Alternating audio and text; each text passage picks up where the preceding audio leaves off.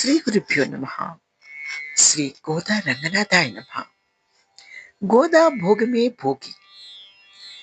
30 రోజులు గోదాదేవి రచించిన 30 పాశ్రములు, రంగనాథ స్వామిని కొలుస్తూ రచించిన 30 పాశ్రములని తెలుసుకున్న తర్వాత భోగి రోజున గోదా రంగనాథులు కళ్యాణం తిలకించే అదృష్టం మనకి కలుగుతుంది. అదే గోదా భోగమే భోగి.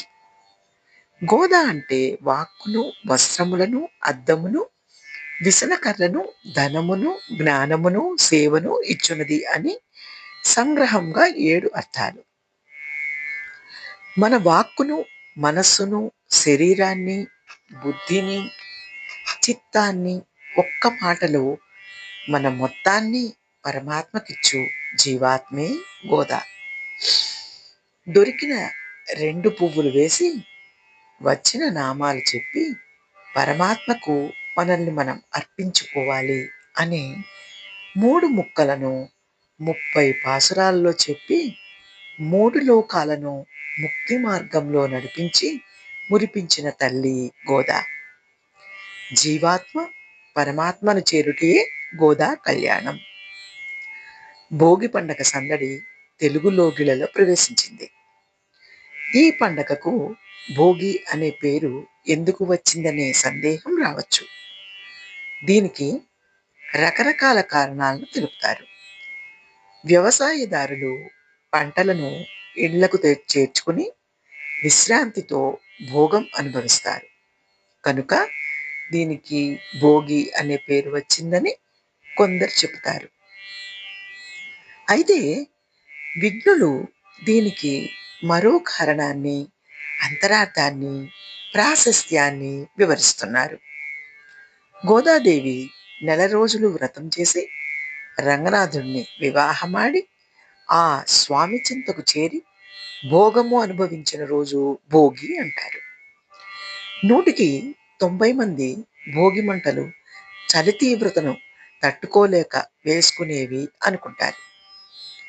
ఆ మంటలలో ఇంట్లోని పాత వస్తువులను, ముఖ్యంగా కలపను వేయటం ఆచారం.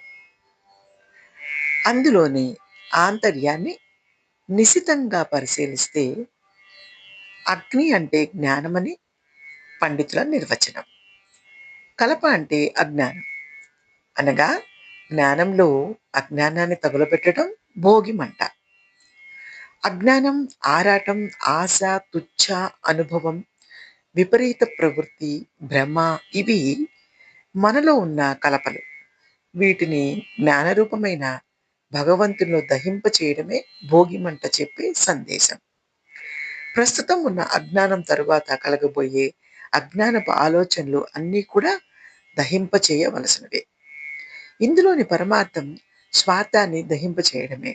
ఇతరుల ఇళ్లలోని కల్పన కూడా భోగి మంటల్లో వేసే ఆచారం కూడా వస్తూ ఉంది. అనగా వారికి ఇష్టం లేకున్నా వారి అజ్ఞానాన్ని కూడా పోగొట్టే ప్రయత్నం చేయాలి. ఆ స్వార్థానికి తావు ఉండదు. భోగి పండుగ రోజు 5 సంవత్సరాల లోపు పిల్లలకు రేగిపళ్ళు, చెరుకుగడలు, కొత్త పంటగా వచ్చిన బియ్యం, నాణేలు, బెల్లం ఇవన్నీ కలిపి భోగి పళ్ళు వారి శిరస్సును పోసే ఆచారం ఉంది. మన సంపదను 10 మందికి పంచిపెట్టే దాతృత్వ బుద్ధి పిల్లలకు అలవర్చాలని ఉన్నది. తిన్నది మనది కాదని 10 మందికి పంచినదే మనదనే ఉపనిషత్తు వాక్యాసారం ఈ ఆచారంలో ఇమిడి ఉంది. ఇక గోదా కళ్యాణంలోనూ అంతరార్థాలు దాగి ఉన్నాయి. గోదాదేవి విషయానికి వస్తే శ్రీమన్నారాయణుడు సంసారంలోని జీవులను తరింపచేసే విధానాన్ని ఆలోచిస్తుండగా అమ్మ అతని అనుమతితో విష్ణు చిత్త పుత్రికగా పుట్టి యుక్త వయసు రాగానే పరమాత్మను మాత్రమే భర్తగా పొందకోరింది. ద్వాపర యుగంలో గోపికలు చేసిన మాస వ్రతాన్ని తాను ఆచరించి పరమాత్మను ప్రసన్నుని చేసుకుని వివాహమాడింది. గోద అంటే వాక్కును, వస్త్రములను, అద్దమును, విసనకరను, ధనమును, జ్ఞానమును, సేవను ఇచ్చున్నది అని సంగ్రహంగా 7 అర్థాలు. మన వాక్కును, మనస్సును, శరీరాన్ని, బుద్ధిని, చిత్తాన్ని ఒక్క మాటలో మన మొత్తాన్ని పరమాత్మకిచ్చు జీవాత్మే గోద. దొరికిన 2 పువ్వులు వేసి వచ్చిన నామాలను చెప్పి పరమాత్మకు మనల్ని మనం అర్పించుకోవాలి అనే 3 ముక్కలను 30 పాసురాల్లో చెప్పి 3 లోకాలను ముక్తి మార్గంలో నడిపించి మురిపించిన తల్లి గోద. జీవాత్మను పరమాత్మను చేరుటయే గోదా కళ్యాణం. తాను ఆచరించిన వ్రతం, తాను పొందిన ఫలితం తనలోనే దాచుకొనక 10 మందికి వ్రత విధానాన్ని బోధించడానికి తిరుప్పావై అను 30 పాసురాల ప్రబంధాన్ని మృదు మధురంగా లోకానికి అందించింది ఆ తల్లి గోదాదేవి. ఆర్తి ఉన్నవారు అందరూ భక్తుని పొందడానికి, భగవంతుని పొందడానికి అర్హులే.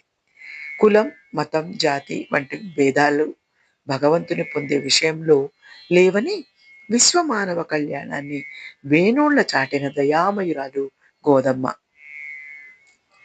తాను ఒక్కతే కాక 10 మంది గోపికలను లేపి వారితో కలిసి పరమాత్మ దగ్గరకు వెళ్ళటం ద్వారా రుచికరమైన పదార్థాన్ని ఒక్కరే భుజించక 10 మందికి పంచాలని ఉపదేశాన్ని తెలియజేస్తుంది.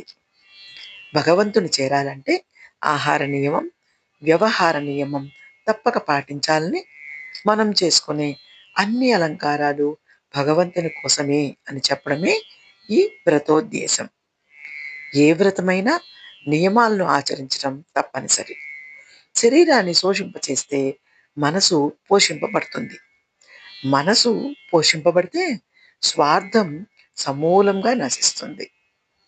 పదార్థం, పరమార్థం, పరార్థం, పరమార్థం వికసిస్తాయి అనే ఉపదేశం గోదా కళ్యాణంలో ఇమిడి ఉంది.